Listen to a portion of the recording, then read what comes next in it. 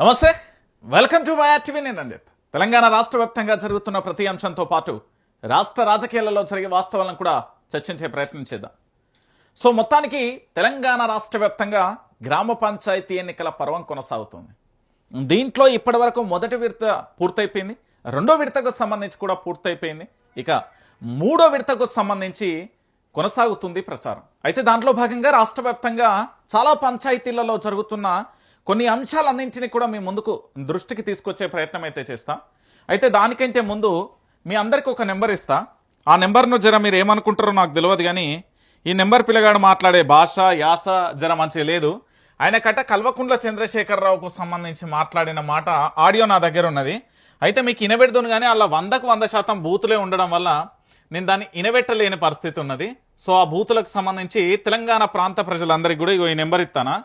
ఈ నెంబర్ తాయి ఉన్నాడో లేకపోతే ఎట్లున్నాడో నాకైతే తెలియదు, కానీ ఈ నెంబర్కి ఒక్కసారి ఫోన్ చేయరు.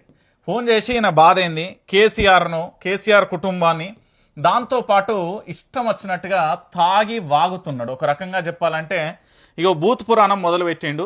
ఈ నెంబర్ 630221474008. ఈ నెంబర్ అయితే తనకు ఒకసారి కాల్ చేయరు. తెలంగాణ ప్రాంత ప్రజలారా, ఈయన బాధ ఏందో జర గట్టిగా అరుచుకోర్రి. ఎందుకంటే ఆయన ఫోన్ చేసిన మొదటి నుండి అమ్మకాన్నుండి మొదలు పెడితే రౌతి ఆహా వరకు ఈయన మాట్లాడే భాష ఇది.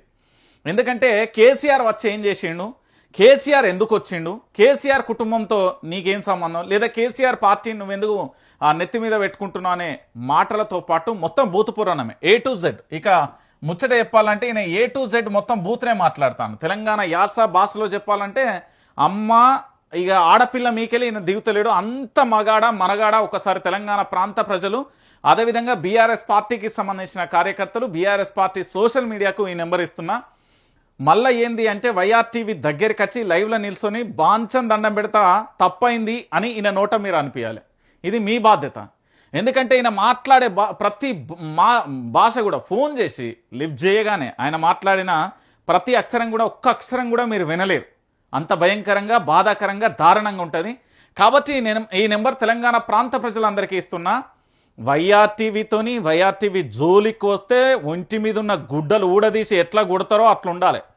సో ఈయన బాధ ఏందో కాసేపు పరుచుకోరు, తర్వాత నేను మిగతా వార్తల్లోకి వెళ్ళే ప్రయత్నం అయితే చేస్తా. సో ఈ లోపటి వరకు ఆయన పరిస్థితి ఏందో ఒకసారి తెలుసుకోరు. నేను ఎందుకు చెప్తున్నా అంటే ఈ తెలంగాణలో 4 కోట్ల మంది ప్రజలు ఉన్నారు. ఇక్కడ చదువుకున్న మేధావులు చాలామంది ఉన్నారు.